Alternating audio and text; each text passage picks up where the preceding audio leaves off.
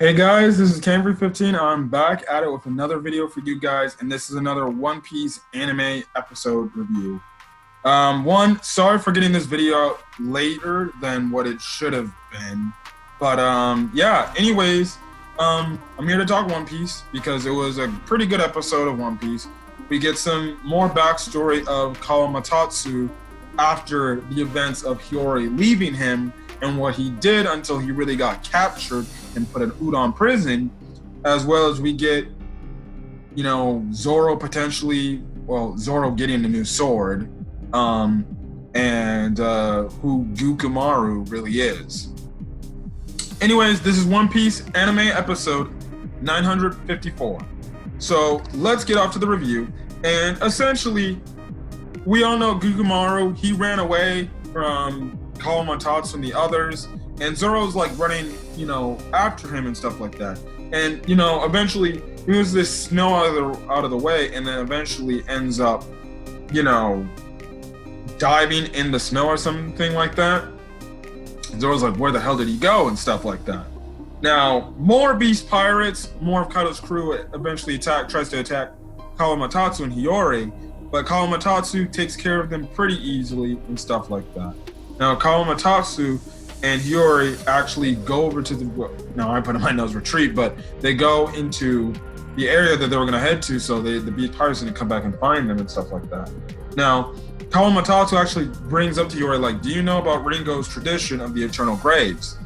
And essentially we find out eternal graves are where corpses are placed in caskets and they don't decompose for centuries because obviously the cold region that they're in.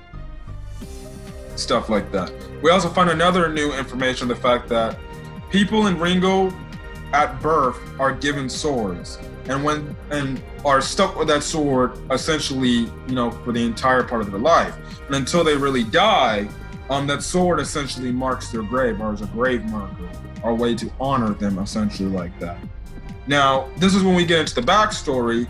About 13 years ago, we find out that because of the depression and the angst he was going through for losing Hiyori, he was actually going to just off himself. He was going to kill himself. He was literally going to stab himself until he heard this noise going on, and he heard that, which is funny, those same robbers we saw, one ago, Bongo, Bungo, and Bingo, they tried to,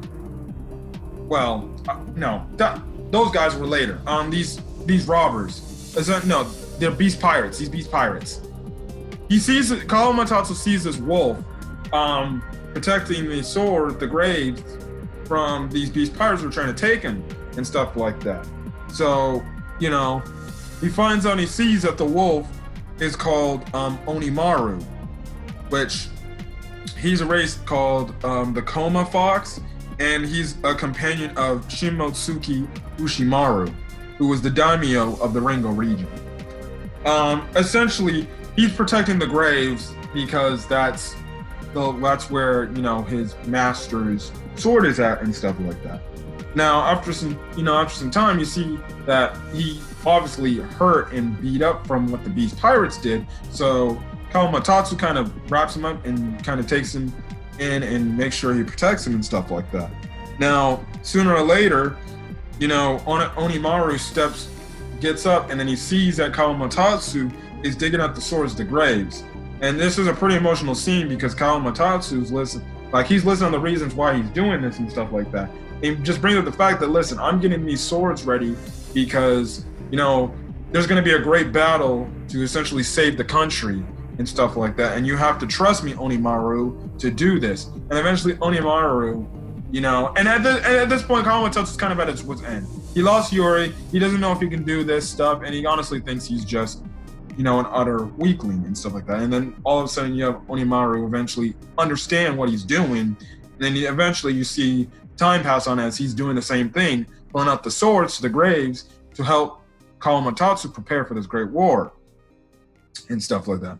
Now, in the meantime, because Kawamatsu's poor and he's kind of an outcast at this point in time, he's going to the market in the flower capital stealing these fried tofu bins and stuff like that. And, That whole thing happens until we get to that. Now, fun story, they became a team, and like I said, the name we got Gukumaru from is from Kawamatsu because he called himself the Bandit Bridge. Like I said, Bingo, Bongo, and Bungo, the two are the three bumbling idiots in Wano, who we saw earlier, essentially tried to steal some of the swords, but that's how Kawamatsu and Onimaru protected the swords. And like I said, Kawamatsu called himself Yukimaru because that's what they asked him and stuff like that, which ended up how we know Gukumaru, how he ended up getting his name. After that, I'm like, I think I know who the fox is. Anyways, as I was saying, Kawamatsu on the side, as you see, early in the backstory, he's also taking these fried tofu. Now, this is how he gets caught. Eventually, the people caught on to the fact that the people running the food stand, basically caught on to the fact that there's somebody stealing food. So what happens is, Kawamatsu goes back to try to steal some fried tofu, but eventually they have a trap set up where he gets caught up in this net, and essentially he's captured. And then that's how he ends up in Udon prison, because he stole probably, I don't know how long he was doing that, but it's probably a few months and stuff like that. So that's how he ended up in Udon prison. When it comes back, he's like, Onimaru probably like forgot about me and left and doesn't care anymore and stuff like that. So yeah. Now what happens is they meet up with Zoro, and they're like, where did the dude go? And Zoro's like, well, he was here, and then for some reason he disappeared. And anyways, Kawamatsu sees that the little house area is where they kept, all the swords and stuff like that. They eventually found the swords and stuff like that. He calls up Kinemon and tells him, hey, don't need to worry. We got weapons to use for the remaining people and everything that's been going on. Stuff like that. Now, Gukumaru, he comes back, and we find out that Gukumaru was actually Onimaru the wolf. Now, I don't know if the race can actually transform into humans, or I don't know if this is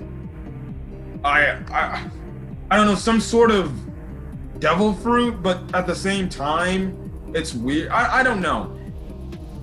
It could be either or. The fact that the fox can transform into a human, which I think is probably more the likely outcome, instead of it being a devil fruit. We would just have to find out. Like, it would make sense if it's like, well, if he ate the human fruit, but Chopper ate the human fruit, so. I don't know, man. We're just gonna have to find, I don't know. It was still cool, but after, Kawamatsu on the bridge in the backstory said Yukimaru, I'm like, that's who he probably is. Stuff like that. Now, the last few bits of the episode, Zoro's kind of complaining. He's like, I need to find the damn bandit so I can get my shushui back, my sword back. But Hiyori essentially tells him, like, how about this? Could you please give shushui back to Wano, essentially the grave of Ryuma? And Zoro's like, the hell are you talking about? I'm not going to do that. That's my sword. But then that's when Hiyori says, listen, I know, but how about this? I'll give you a replacement sword in replace for Shushui. And she goes on to say that this sword was actually given to her from her late father, which is Oden. And she says that the sword her dad used is named Enma. And it's titled Enma the famed blade, because she goes into the backstory before the episode ends off, and you get the to be continued screen that Enma was the sword that cut Kaido, which when you see him in his dragon form, and I think even in his human form, you see the X on his chest and stuff like that. So, and then you see Zoro actually look to be happy. So Zoro seems to be getting a new sword, and he's getting it from, I guess you can say what you might say his love interest or his girlfriend in a way of this arc. But yeah, so it seems like he's gonna be getting a blade that was used by Oden, which is probably better than Shushui, who was from Ryuma, who let's be honest, Oden cut a dragon. Well, he freaking gave a scar to him and stuff like that, and that's why you see Zoro's like a sword that cut, Kaido. Anyways, that's kind of where the episode ends off, and yeah, so another good episode, and I can't wait to see what happens next. Seems like Big Mom and Kaido seems to be coming together. So, anyways, guys, I think that's it. So I'm gonna get out of here. Hopefully, you guys have a great rest of your day, or night, or whenever you check out this video. And hopefully, you hit the subscribe button to get more One Piece content. Me and my co-host, the Red Wolves, One Piece arc review of the Whole Cake Island arc part 2 is going to be coming out tomorrow. We upload to the channel tomorrow, so you guys can look forward to that. And yeah, so anyways, guys, I'm gonna get out of here. Hopefully, you guys have a great rest of your day or night, or whenever you're checking out this video. Stay safe out there. Until then, guys, peace.